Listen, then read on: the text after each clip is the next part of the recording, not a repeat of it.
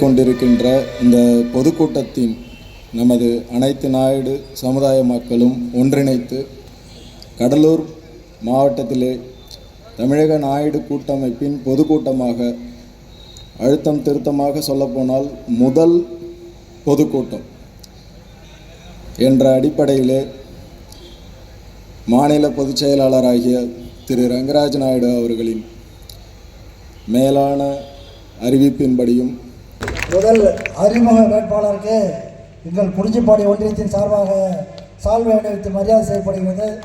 அவர்களுக்கு குறிஞ்சிப்பாடி ஒன்றியத்தின் சார்பாக வாழ்த்துக்களையும் பாராட்டுகளையும் தெரிவித்துக் கொள்கிறோம்.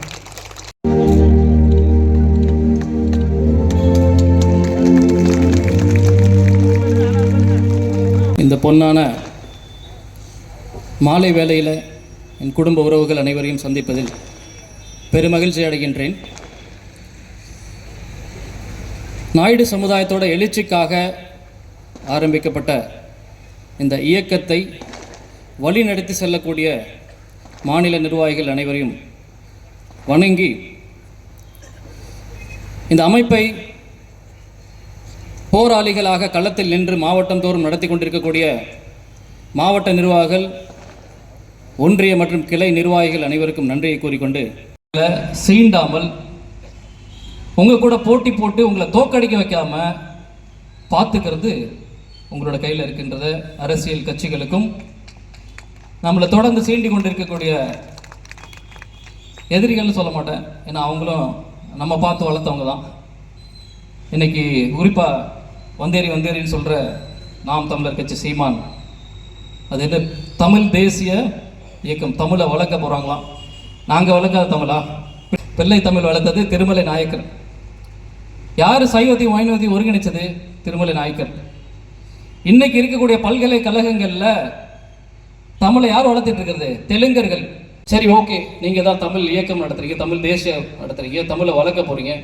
உங்கள் வீட்டுக்குள்ள உங்களை இயக்கிறதே ஒரு தெலுங்கர் தான். உங்கள் கட்சியை வளர்க்கறதுக்கான பொருளாதாரமே ஒரு தெலுங்கர் தான். அதெல்லாம் புரிஞ்சுக்கோங்க.